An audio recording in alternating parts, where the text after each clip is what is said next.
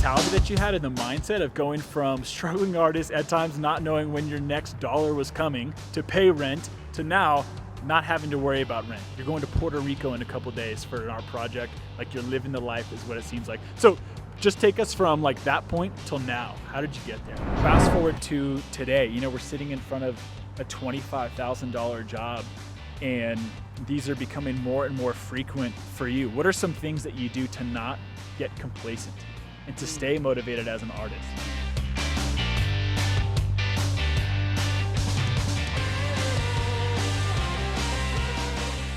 What's up, guys? Today I'm here in Denver interviewing a good friend of mine named Chad Bolsinger. Chad's a muralist and he does paintings all over the city of Denver, just like this one. I'm super proud of Chad because we've been friends actually for a while now, and we used to live in the same building back when I lived here in Denver. And I remember a ton of conversations with the guy where he would just vent to me about the pressure he was feeling from friends and family to find a real job, because being an artist wasn't cutting it. He didn't know where his next dollar was going to come from, and many times he wasn't sure how he was going to pay rent. And at one point he almost gave up, which he'll go into today on the interview. But he stuck with it and pursued his passion. And now he travels the entire country painting murals just like this, and he's starting to get jobs around the world. I've been super inspired by Chad's story, and I know that you guys will be too. Enjoy. What's up, guys? I am here with my buddy Chad Bolsinger. We're in North Glen, Colorado, where he's actually got a huge paint project right now for the city. We're also bootstrapping it, so we got one mic, but I've been super inspired by Chad's story, and I think you guys will too, so I'm excited for you to hear it. Chad, just to start, could you tell us like what you do for work, basically, because it's pretty incredible. Yeah, thanks, man.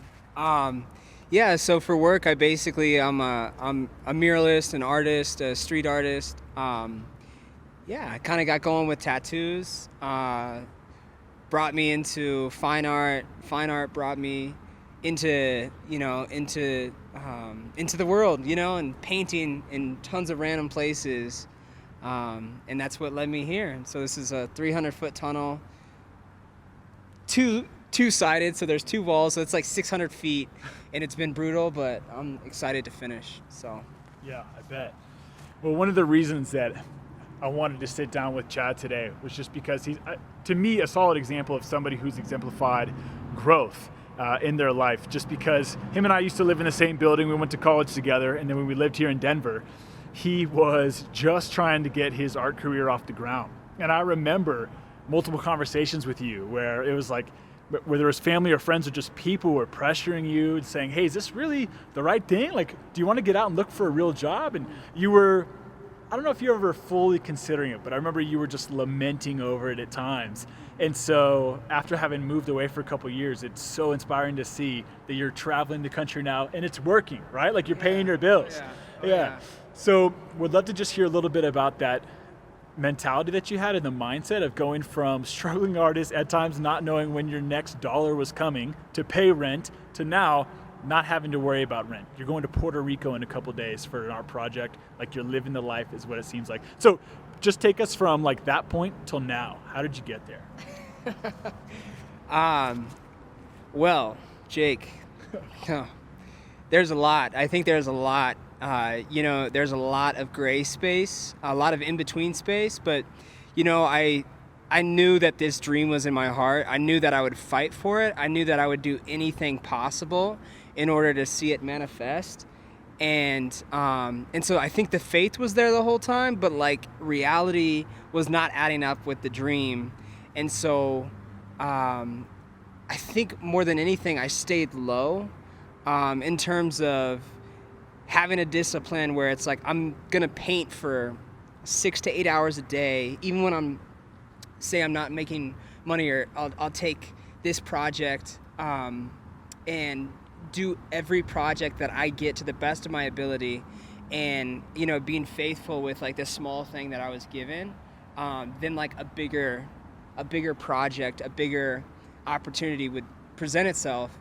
And there was, I think the big thing for me was about a year and a half, 2 years ago, I was at rock bottom again. I had thought that I was already at rock bottom, and it got worse. And I was ready to give up on this thing. I had everybody around me, family, telling me, you'll never make it as an artist. You'll never be able to do this. You should get a real job. And so I'm like, crap, and I'm like, well, maybe maybe this is the part of my life where I'm supposed to be humbled, and I'll go work at UPS, whatever, so I'm on my way to UPS to fill out an application because I felt like the universe, God was trying to test me, or are you really humble enough for what you have your heart set on? And I'm driving there, and one thing led to the next, and it was like, oh man, definitely not going to be working at UPS. I'm doing this with everything inside me. A week later, I get a call for a $6,000 job to paint a big piece, and they wanted the quote. It was an Einstein piece. They wanted the quote, "You never fail until you give up," and it was Einstein's words. I was just like, you guys want to put a quote in the middle of my art? Like, what's going on? And I realized a year later that, whoa, that quote was for me. I was about to give up, and, I was literally about to give up and on my final strand, and then I get a job that put me in a position financially to where it's like, okay, I could kickstart my motor, I could get going again. And that led to a year and a half, 2 years of amazing opportunities all around the United States. Amazing opportunity, even next week, Puerto Rico, this is a huge job, a city-funded project, an international call for artists that I had got. And I really just made it a point, like, I'm gonna go after this thing and do whatever it takes to make it happen. And so, does that sum that up? I know I'm all over the place with that. But. No, not at all. Definitely sums it up. That also sounds straight out of some fiction book. You were driving to UPS to apply for a job, to basically give up on the career, when you got a call to do a job where the quote was, "You haven't failed until you've given up." That's so insane. Yeah. Well, yeah, it goes deeper than that, dude. The UPS truck, I was like, I got lost on the way there, and so I'm like, oh, here's a UPS truck. He's driving back to the base. And I'm like, this is clearly a sign. And I'm following this guy, and his license plate was 666, blah, blah, blah. And I was like, oh, geez, maybe this isn't a sign. Maybe this is a sign, but not a good sign, And so like I said, a week after that, I get this job for six grand, that would have taken a couple months working at UPS, So. Yeah, I can only imagine, but I think one of the things that stuck out to me just during that portion was you used the term commitment to excellence.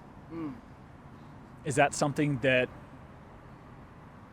you abide by on a daily basis with your art? I mean, is that kind of like a theme for you with what you do? I mean, it has to be, right? Mm-hmm. To get where you are today. And so I think, to me, that just stood out, was this commitment to excellence in your art, and no matter what you're doing. And I love that. So fast forward to today, we're sitting in front of a $25,000 job, and these are becoming more and more frequent for you. What are some things that you do to not get complacent and to stay motivated as an artist? So I think, even tying it back to what you were just saying with the commitment to excellence, I think excellence, our culture has this thing of perfectionism and excellence. I think excellence is just, doing your best job every time. And sometimes you'll fall short. It's never going to be perfect. But showing up and giving it what you got. So that's what I've been trying to do here. And I think excellence comes from constantly pushing yourself. And so with art, it's easy to get complacent. It's easy to settle into a style and just make the same stuff over and over and never really see yourself blossom as an individual, as an artist, as anything, And so with me, I think it was just really each time doing things the right way, even if it meant that they would be more difficult, and even if it meant nobody would see it.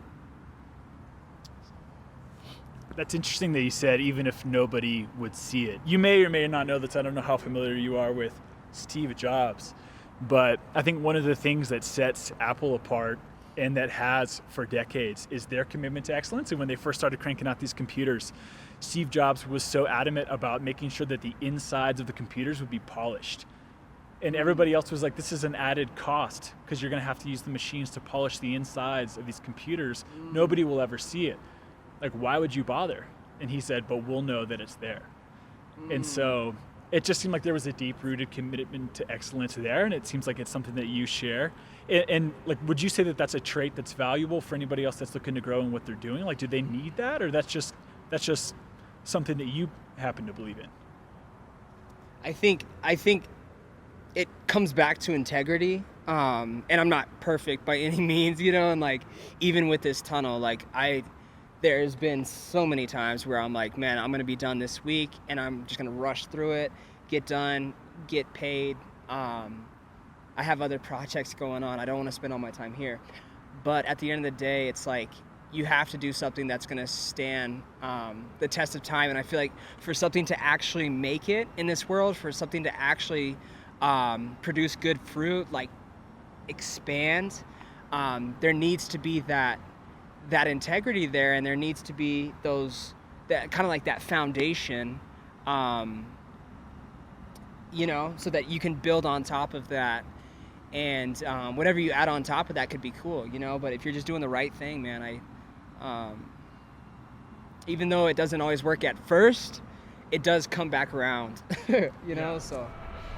No, I love that. And so you just mentioned you're working on building, or have been working on building, a foundation of integrity. I think there's got to be more than art that plays into the integrity, right? So, like, do you have any daily habits that you feel like help to contribute towards this foundation? Like, for people that are listening or watching and they're like, man, I'd love to get where that guy is, they've got to know that it's more than just art, right? Like, I know you and I used to go to the gym together, like, you're active. I think there's probably different pieces of growth that tie into building that foundation of integrity. So, like, what are some of your daily habits that go into daily habits? The gym, running, cleanliness, I guess you could say, minus what I wear. I'm dressed in rags, but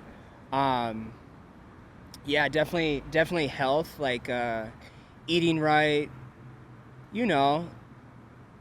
just taking care of yourself, and how are you gonna get to where you want to be if you're too hungover, or if you're not able to even speak this stuff over your life with a clear mind. And so I think something I need more of is meditation, and from that place, that's another place where I think a lot of the abundance, a lot of the those blessings, like the how do I say it, kind of that added measure to your life flows from visualizing it with a clear mind. And that's kind of how you start to bring it in. You see it before it happens, and then it happens and you're like, whoa, we're pretty powerful as humans, like. Yeah. Dude, that's incredible that you brought up the visualization. I think that's such an important aspect of creating a positive mindset to help you get to where you want to go. I mean, before you get there, you've got to know where you're going, right? And I think the visualization helps to create a roadmap for us to get there. So flash back to a couple of years ago when you were sitting there, like, almost about to go to UPS or wondering where the next dollar would come from. Did you have these sort of visions for yourself? Like, one day I'm going to be an artist that travels around the nation, soon the world, right? Because you just landed a deal with some travel show in France. Oh, that was actually, that had already happened. But yeah, it's like France's travel channel. Yeah. And so that's cool. But yeah, it's like I was seeing this stuff. I was dreaming about it. I'd have dreams where I was awake in my dreams.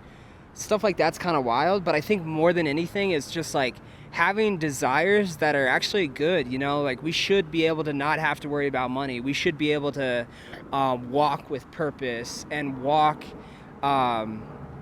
in freedom to do what we're here to do. And I think that's create, whether it's art or a podcast or a business or whatever it may be. I truly believe that we're meant to have that freedom to do this stuff, and that does a lot of times come from, having a healthy vision for your life. So do you ever have days where you wake up and you don't feel like painting, like that creativity isn't there?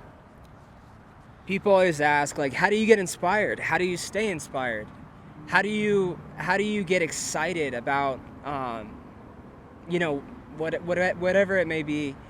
For me, there's a lot of times where I don't feel like painting. I have beautiful jobs that are amazing, $25,000 to paint something like this. But it's still so easy to, your body doesn't feel it, you're tired, your mind's worn out, you're not very creative, you're not feeling it. And usually that's when I press in more to be like, all right, I'm gonna make this happen. And then when you start working and start doing the simple things, that's where that inspiration comes in. And that's when that fire, like that creative, that energy, the flow state, whatever you wanna call it, that's when you start to tap into that, is when you press past circumstances, feelings, whatever else, and you just do your work until something happens. And But you said something super crucial right then. On the days that you don't feel inspired or motivated, you get to work, and then the inspiration comes. So many people sit back and wait to be inspired first before they make the first move. And so for you, maybe that comes from that foundation of integrity. Like, I'm just gonna work no matter what and commit to excellence. But I love that you're committed to taking the first step, even the days where you don't feel like it. You're taking the first step and the inspiration will follow, right? Which is fantastic. So awesome, Chad. Well, I really appreciate all the insights, man. But what's next for you? Just curious. Yeah, so I appreciate you too, man. Thanks for having me on here. I'm excited to, see what happens with this podcast. And I know the clarity behind your words and, how you present everything is so crucial for, this generation and whatnot. But so what's next? Hopefully some meditation. No, I go to Puerto Rico this weekend to paint at a surf hostel. And then I was supposed to go to Canada the week after that, but I think I have to postpone that trip. And so then 2 weeks from Puerto Rico, I'm going to be going out to Hollywood to paint for Garen Jones. Amazing character, really good dude. Really excited about it. I have work set up for months here, which is really cool. It's like having months set up where you're like, oh man, like, not having to worry about money, just really getting to show up to a job site, bring more and more creativity, because you're not really as stressed or pressed on time or anything like that. So a lot of cool stuff coming up, man. I'm excited. That's amazing. Well, dude, thanks again for all the insights. I appreciate it. And just so everybody can know, how do we keep in touch with what you're doing? Like, we follow you on Instagram. I mean, where can we find your work? Yeah. I think Instagram is best at this point. It's C.Bolsinger. And I also have a website on my Instagram. You can check out my stuff there. But I'd love to, anybody, if anyone's interested, there's so much more that goes into a story, anything like that. But I would love, if you guys reached out, I can always help where however I can. And I appreciate you, man. Love it, man. Well, thanks, Chad. It's been a blast, dude. Appreciate it, man. Man. Good to see you.